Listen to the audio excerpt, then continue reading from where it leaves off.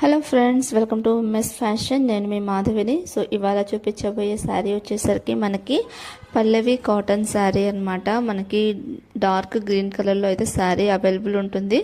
And వచ్చేసరికి మనకి పల్లవి cotton కాబట్టి మనకి మిక్స్డ్ కాటన్ వస్తుంది, ప్యూర్ కాటన్ కాదు, మిక్స్డ్ కాటన్ అనమాట. అంటే 60-50 అలా వస్తుంది అనమాట కాటను.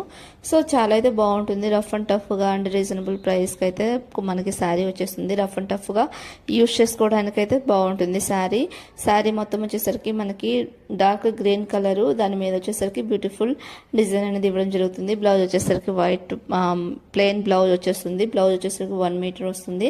అండ్ శారీ పొడవు వచ్చేసరికి మనకి 5.5 మీటర్ వస్తుంది అనమాట.